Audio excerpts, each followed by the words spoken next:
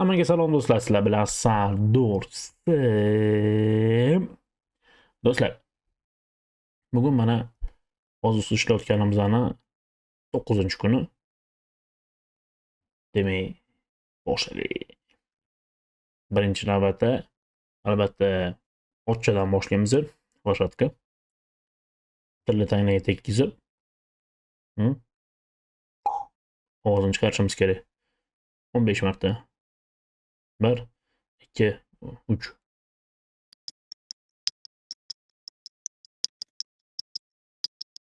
Tayyor. Keyingisi maqom. Og'izni tilimizni og'iz burchagida ikkinchi burchagacha sekin olib boramiz.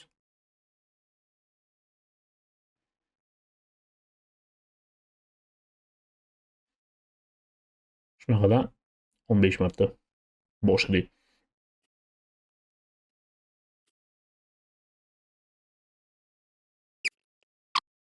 Оказывается, mashg'ulotga payt tushundim.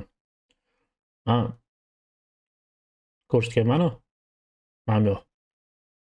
Po faktu yo'q emas. Mana bu olib kelish kerak. Eng burchak bor. Tilingiz qayergacha borsa o'sha yergacha.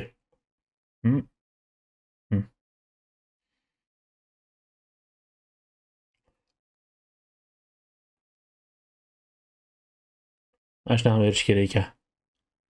Sразу tilingiz og'rib qoladi. Uchinchisi trubka. Labni oldinga cho'zamiz. Urayotganga o'xshab.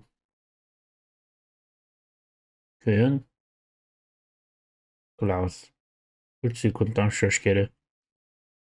Omadinglarni bersa 15 martaga.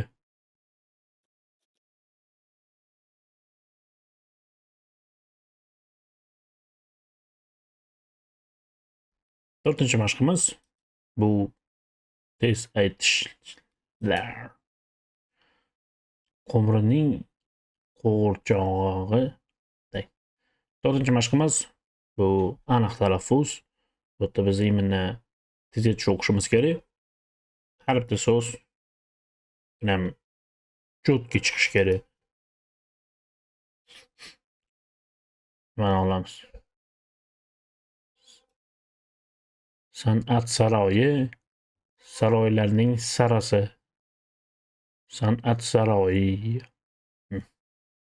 San'at saroyi, saroylarning sarasi. San'at saroyi, saroylarning sarasi. San'at saroyi, saroylarning sarasi. San'at saroyi, saroylarning sarasi. San'at saroyi, saroylarning sarasi. San'at saroyi, San'at saroyi, saroylarning sarasi. San'at saroyi, saroylarning sarasi. Bu safar tezroq ulgurdik. Yaxshi bu. Keyingisi esnash. 6 marta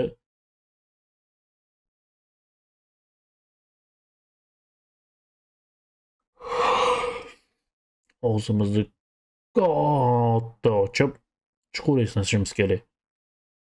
Boshlaylik.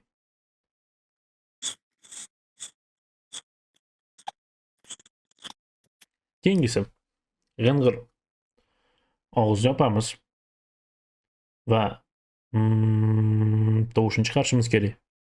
Buni prям chuqur nafas olasizlar va ko'krak qafaslarida vibratsiya sezib shu ovoz chiqarishingiz kerak. Prям chuqur nafas olamiz.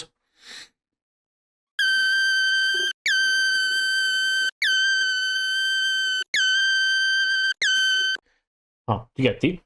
Keyingisi buzzing. M yoki N tovushlarini past ohangda chiqaring. Ko'krak qafasidagi vibratsiyani sezishga harakat qiling. Har bir urinishda 15 soniyada ushlab turing deyishdi. Buni ham 6 marta qilishimiz kerak. Boshladik.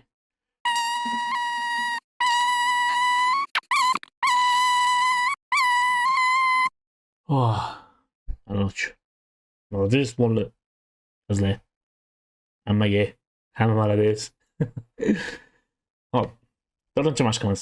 Nafas chiqarish paytida gapirishimiz kerak. Buning uchun bizani ajoyib va g'aroyib ertaklarimiz bor. Qizg'anchiq it. Bir bor ekan, bir yo'q ekan.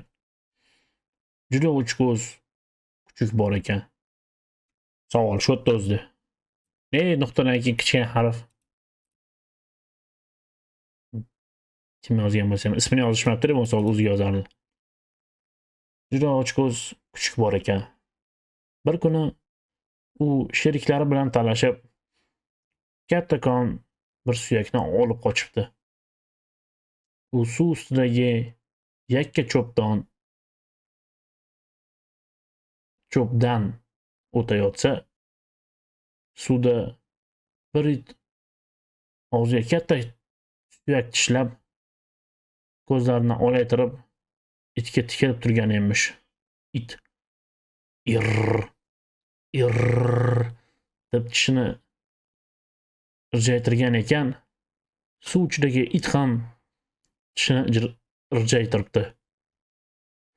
Qizg'anchiq it uning og'zidagi suyakni ham tortib olmoqchi bo'libdi va hap deb itga tashlanibdi.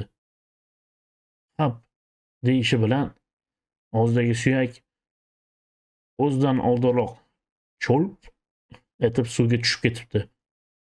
Qizg'anchiq it rosa shalabbo bo'lib, suyagidan ajralib, suvdan chiqibdi. Tak. Men bu yozgandan o'rnida bo'lganimda birinchi navbatda men bu yerda katta harf qo'ygan bo'lardim. Ikkinchi navbatda to'nka it deb qo'ygan bo'lardi. Yoki ahmoq itmi, debmi? Bu yerda qizg'anchilik yo'q-ku. Men bu yerda hop mayli tipi qizg'anchilik qilib turib, qizg'anchilik emasmi? Bu qizg'anchilik emas. Bu ochko'zlik. Ochko'zlik qilib olib ketib qoldi. Bir balo. Albatta. It uning og'zidagi suyakni ham tortib olmoqchi bo'libdi. Bu qizg'anchilik emas. Bu ochko'zlik. Acha o'zingiz aksidagi narsani olib qo'ymoqchi bo'lsangiz, bu anqovlik, ahmoqlik va qo'polroq narsalar. Men hozir bunaqa narsalarni tushunmayman. Kim bo'lsa ham, malades. Hammaga e'tibor uchun kattakon rahmat. Sog' bo'linglar.